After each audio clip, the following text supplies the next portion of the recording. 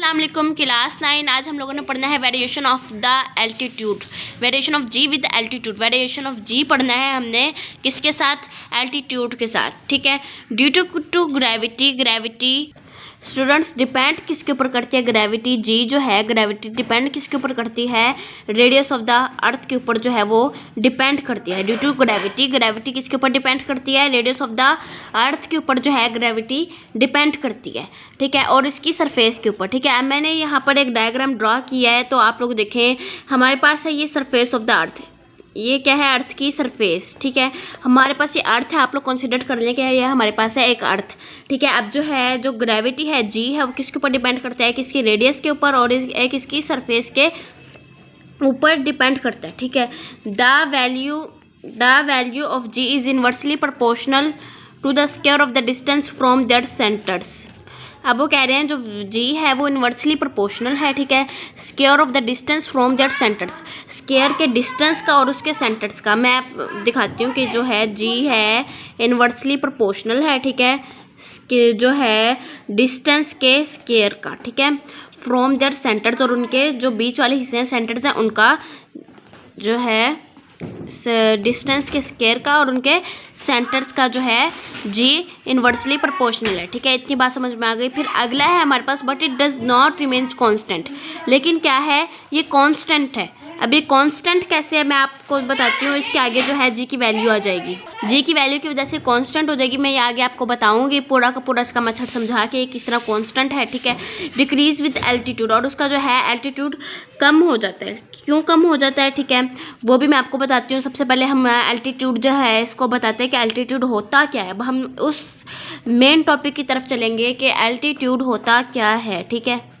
Altitude एक height है, altitude is the height. Altitude एक हाइट है किसी भी ऑब्जेक्ट, किसी भी जगह और किसी भी चीज़ की जो है हाइट को एल्टीट्यूड हम कहते हैं। क्या कहते हैं? हम हाइट को एल्टीट्यूड कहते हैं। किसी भी जगह किसी भी चीज़ की जो हाइट है, ठीक है, उसको क्या कहेंगे? हम एल्टीट्यूड कहेंगे।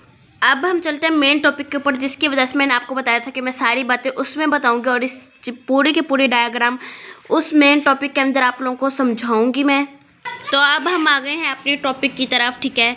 सबसे पहले हम कंसीडर करते हैं, क्या कंसीडर करते हैं? अब बॉडी, एक बॉडी है, एक ये बॉडी है, ठीक है। बॉडी का जितना भी मास है ऑफ एन एल्टीट्यूड, देखिए अब जो बॉडी है हम इसका बनाते हैं मास, ठीक है। बॉडी को हम नाम देते हैं अर्थ का, ठीक है। अब जो इस बॉडी का जितना भी मास है, ठीक है, अब हम क्या कहेंगे? जितना भी इस बॉडी का जो मास है, ठीक है, अब जो इस बॉडी का जितना भी मास है वो इस बॉडी से थोड़ी सी दूरी पे है, हाइट पे है, ठीक है, एल्टीट्यूड पे है, ठीक है, एट एन एल्टीट्यूड एच, ठीक है, इसकी जो है एल्टीट्यूड पर है, ठीक है। The distance of the body from the centre of the अर्थ, जो इस बॉडी का डिस्टेंस है इस अर्थ बॉडी का सेंटर में, अब जितना भी इस बॉडी का जो है डिस्टेंस है बॉडी का, इसके जो सेंटर में है अर्थ के सेंटर में, तो क्या है इसका है? अर्थ के सेंटर में क्या है? इसका रेडियस है, ठीक है। क्या है? इसका रेडियस है, ठीक है। अब हमारे पास क्या है कि ये मास ऑफ अर्थ है, ठीक है, मास ऑफ अर्थ है। इस जो है अर्थ के बीच में इसका जो है रेडियस है, ठीक है। अब हम बनाते हैं देयरफॉर यूजिंग इक्वेशन, तो हम एक इक्वेशन यूज़ करते हैं, ठीक है। उस इक्वेशन को जो है हम प्रॉपर तरीके से एक्सप्लेनेशन करते हैं उसकी। यहाँ पर एक वैल्यू है जी एच, ठीक है, क्या है? वैल्यू जी एच, और हमारे पास मास भी है, देखिए मास भी है, और जो वैल्यू है जी एच, ठीक है, यहाँ पर इस बॉडी के इस जगह पर एक वैल्यू है जी एच, ठीक है, जिसका क्या है? एक मास है बॉडी का, और जो एम जी है वो किसकी इक्वल होता है? वेट के। ये मैंने आप लोगों को पहले बताया था, जो एम जी है वो वेट के इक्वल होता है, ठीक है। उसके बाद जो है हमारी जो है, अब हम जो इक्वेशन बना रहे हैं वो देखें आप लोग। हमारे पास अपनी एक इक्वेशन थी पहले, F equal to g mass of earth by R का स्क्वायर, ठीक है। हमारे पास ये इक्वेशन थी, ठीक है। अब हमने इस इक्वेशन को क्या करना है, ठीक है, मैंने आप लोगों को बताया था, इधर बताती हूँ मैं आपको कि एफ किसके इक्वल होता है? डब्ल्यू के, और डब्ल्यू किसके इक्वल होता है? एम जी के, ठीक है। अब जो है इस जगह पर एफ की जगह पर हम ये वैल्यू लिख सकते हैं, W equal to m g h, क्योंकि एम जी लिखना है ना, तो एम जी के साथ जी के साथ जो एच है वो भी लिखेंगे, ठीक है। फिर हम क्या लिखेंगे, एम जी एच, ये हम लोगों ने जो है वैल्यू लिख लिया, ठीक है। इक्वल डालेंगे, ठीक है। ये हमारे पास क्या है, जी कांस्टेंट है, ये जिसका मैंने आपको पहले भी जिक्र किया था इसके डिफाइन में, तो ये जी कांस्टेंट है, ठीक है। मैस है, मास ऑफ अर्थ है, ठीक है।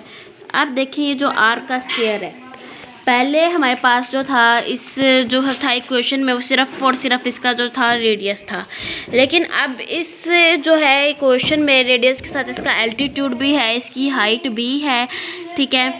अब हमने इसकी हाइट को क्या करना है, तो फिर ठीक है हम इसके साथ जो आर है उसको क्या करेंगे प्लस एच के साथ, क्योंकि हमारे पास इधर जो है वो एच भी है। अब इसका स्क्वायर है तो हम इन सबका ही स्क्वायर ले लेंगे, ठीक है।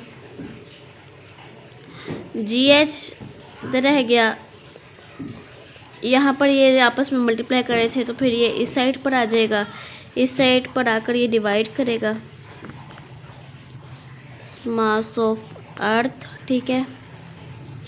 मास ऑफ अर्थ है by m R plus h. ये मेरे जो है वो पेज ख़त्म हो गया, मैं अगला पेज लेकर आती हूँ और इसका स्क्वायर, ठीक है। अब देखें, अब हमारे पास थी ये वाली रकम, ठीक है। अब जो है हम इस m को यहाँ पर ले आए, जो इसके साथ जो था मास ऑफ अर्थ के साथ जो m था, ठीक है, उसको हम यहाँ पर ले आए हैं। अब ये वाला m और ये वाला m दोनों आपस में कट जाएंगे। मैं यहाँ पर m लिखना भूल गई थी तो मैंने ये भी लिखा है, ठीक है। ये वाला और m और ये वाला m हम अब काट देंगे, ठीक है। उसके बाद हमारे पास क्या बच जाएगा, g कांस्टेंट m ये बाय आर प्लस एच का स्क्वायर, और एक किसके इक्वल है, जी एच के, ठीक है। तो ये हमारा एक फार्मूला, ये हमारे जो है इक्वेशन, ये पूरी की पूरी जो है हमारी इक्वेशन वो बन चुकी है। मैं आपको ये रिवीजन लाजमी करवाऊंगी। सबसे पहले हमारे पास टॉपिक जो था हमारा variation of g with altitude था, ठीक है। फिर हमने कहा कि जो ग्रेविटी है वो किसके ऊपर डिपेंड करती है, रेडियस ऑफ अर्थ के ऊपर और सरफेस के ऊपर, ठीक है। ये बात बिल्कुल दुरुस्त थी कि जो जी है वो किसके ऊपर डिपेंड करता है, रेडियस के ऊपर और सरफेस के ऊपर, ठीक है। The value of g is inversely proportional, ठीक है। जो हमारे पास थी वैल्यू ऑफ जी, ठीक है, वैल्यू ऑफ जी वो क्या था, इन्वर्सली प्रोपोर्शनल थी, ठीक है, to the square of the distance, square of the distance का इन्वर्सली प्रोपोर्शनल थी, ठीक है। The distance from the centre of the earth, अब जो डिस्टेंस था from the centre of the earth, ठीक है, वो बीच में किसके था, रेडियस के, ठीक है। अब आगे क्या है हमारे पास, but it does not remain constant, लेकिन वो कांस्टेंट नहीं थी, इट डिक्रीज विद एल्टीट्यूड, और इसका जो था एल्टीट्यूड बहुत कम था, ठीक है। तो आगे हम चलेंगे, एल्टीट्यूड की डिफाइन हमने की, altitude is the height of an object और प्लेस। जो एल्टीट्यूड है वो किसी किस्म की भी हाइट को कहते हैं और किसी ऑब्जेक्ट को प्लेस को कहते हैं, ठीक है। एक्सप्लेनेशन थी, ये एक्सप्लेनेशन हमारे पास बहुत इंपॉर्टेंट है। हमने ये जो है लॉन्ग में अपने ये कुछ भी नहीं लिखना, ठीक है, सिर्फ जो है हमने ये डिफ़ाइन लिखकर एक्सप्लेनेशन दे देनी है, ठीक है। वो मैंने आप लोगों को वैसे ही समझाया था। अब इसकी एक्सप्लेनेशन क्या है, कंसीडर करते हैं हम एक बॉडी ऑफ मास को, एक मास की बॉडी को कंसीडर करते हैं एट एन एल्टीट्यूड, और उसकी हाइट को भी हम कंसीडर कर लेते हैं, ठीक है। हमने कंसीडर किया the distance of the body from the centre of the अर्थ, जो डिस्टेंस था बॉडी का सेंटर ऑफ द अर्थ वो किसके भी कम था, आर प्लस एच के, यानी रेडियस और हाइट के, ठीक है। देयर फॉर यूजिंग इक्वेशन, फिर हमने जो है इक्वेशन बनाई, हमने पहले जो इक्वेशन की थी, ठीक है, हमारी जो इक्वेशन थी मास ऑफ अर्थ में भी हमने ये इक्वेशन जो थी वो की थी, और हमने जो है ग्रेविटेशनल फील्ड में भी ये इक्वेशन की थी 5.2 पेज नंबर 109 में ये हमने इक्वेशन की थी, ठीक है। अब इस इक्वेशन में क्या था कि F equal to g m mass of earth by R का स्क्वायर। अब हम लोगों ने इसको क्या करना था कि जो एफ था हमारे पास किसके इक्वल था, डब्ल्यू के, और डब्ल्यू किसके इक्वल था, एम जी के। जो एम जी था वो जी के साथ हाइट लाजमी थी, क्योंकि हमें इसमें भी बताया गया था अगर हम कंसिडर करें मास तो उसके साथ एल्टीट्यूड लाजमी होगा, लेकिन इसमें जी था उसके साथ जो था एच था वो लाजमी था, तो हमने क्या किया, तो इसके साथ हमने एच भी साथ लगाया, ठीक है। तो एफ किसके इक्वल होता है, डब्ल्यू के इक्वल होता है, और डब्ल्यू किसके इक्वल होता है, एम जी के इक्वल होता है, ठीक है। अब हमने क्या किया, इस एफ की जगह पर हमने एम जी एच लगाया, क्योंकि जी के साथ हमारे पास एच था, ठीक है। W इक्वल टू mgh, हमें पहले पता था कि W किसके इक्वल है, mgh के, ठीक है। तो हमने फोर्स के, अब हमने क्या किया था कि फोर्स इक्वल है W के, W इक्वल है mg के, तो फोर्स mg के भी तो इक्वल हुई ना, तो इस वजह से हमने फोर्स की जगह पे mg लगा दिया, और g के साथ h था तो हमने इसके साथ h लगा दिया। फिर ठीक है, इक्वल में लिखा हमने, फिर ठीक है g कांस्टेंट लिया, मास था, मास ऑफ अर्थ हमारे पास दिया गया था, r का स्क्वायर था, r के साथ हमारे क्या थे, हमारे पास h भी था, तो हमने r प्लस h का स्क्वायर लगाना था, ठीक है, तो हमने वो लगाया। उसके बाद मैं आप लोगों को दिखाती हूँ हमारी जो, फिर हमने जो m था वो यहाँ पर लिया, इसके साथ डिवाइड हो रहा था तो हम m यहाँ पर लिया, तो फिर हमने m के साथ काटा, g mass of earth bye r plus H, g constant, mass of earth, r plus H हमारे पास आ गया, ठीक है। फिर हमने वही लिखा, हमारी जो थी इक्वेशन वो पूरी हो गई थी, 5.8 हमारी टोटल इक्वेशन जो है वो बन गई है।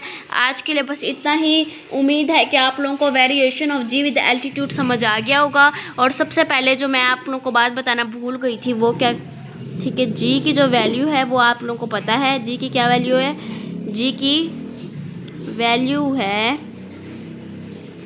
10 मीटर पर सेकेंड, ठीक है, ये जी की जो है वो वैल्यू है। थैंक यू एंड अल्लाह हाफिज़। आपने मेरे लेक्चर को समझा, प्लीज़ मेरे चैनल को लाइक करें, सब्सक्राइब करें। जो बात आपको समझ नहीं आती, कुछ जो है वीडियोस मैंने उनके जो है कमेंट्स टर्न ऑफ किए हुए हैं, लेकिन कुछ के जो है मेरे पास हैं कमेंट्स वो ऑन है, तो आप उसके अंदर कमेंट करें, स्क्रीनशॉट लेकर मेरे पास सेंड करें ताकि मैं आप लोगों की हेल्प कर सकूँ जहाँ से आप लोगों को समझ नहीं आया।